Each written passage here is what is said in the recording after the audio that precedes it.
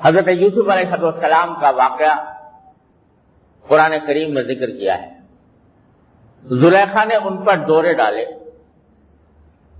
اور چاروں طرف سے دروازے بند کر دیے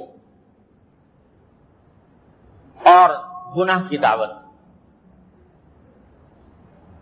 جس کو دعوت دی جا رہی تھی وہ بھی انسان تھا, بشر تھا, اس کے دل میں بھی بشری تقاضے, بشری خواہشات موجود تھی, وہ فرشتہ نہیں تھا. چنانچہ قرآن کہتا ہے وَلَقَدْ هَمَّتْ بِهِ وَهَمَّ بِهَا, یعنی عورت نے تو ارادہ کر ہی لیا تھا گناہ کرنے کا, ان کے دل میں بھی کچھ خیال آ چلا تھا, کچھ خیال آ چلا تھا. اگر اللہ کی دلیل نہ دیکھ لی ہوتی, بشر سے اگر خیال نہ آتا اور خواہش پیدا نہ ہوتی تو کوئی کمال نہیں تھا. اگر خواہش نہ پیدا ہوتی دل میں اور بچ جاتے تو کوئی کمال کی بات نہیں تھی. خواہش ہی نہیں ہوئی, حاجت ہی نہیں ہوئی, تو اگر بچ گئے تو کیا کمال. لیکن بھرپور جوانی ہے, بشری تقاضے پوری طرح موجود ہیں, قوت اور طاقت موجود ہے, اور دل میں خواہش پیدا بھی ہو رہی ہے, ہوئی ہے,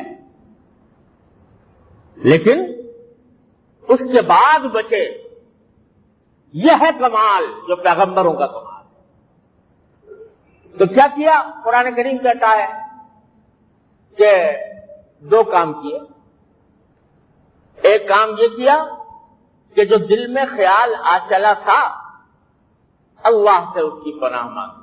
اے اللہ میرے دل میں یہ خیال آنے لگا ہے, حالات ایسے ہو گئے ہیں, اگر آپ نے نہ بچایا تو میں بچ نہیں سکوں گا. تو پناہ مانگی اللہ تبارک و تعالی نے. اور دوسرا کام یہ کیا کہ میرے بس میں اتنا ہے کہ دروازے تک بھاگ جاؤں. اپنے بس میں جتنی بچنے کی کوشش تھی وہ پوری کر لی,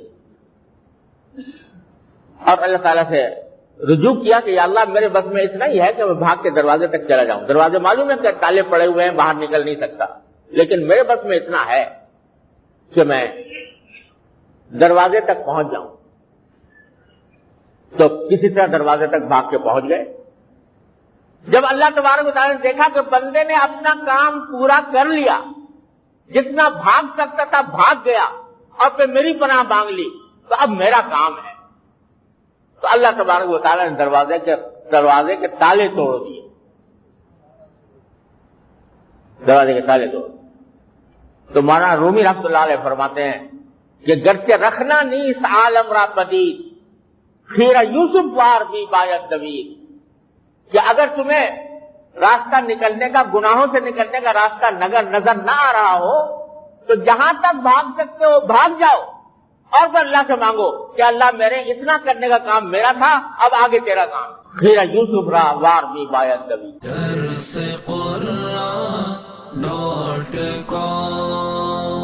www.darsequran.com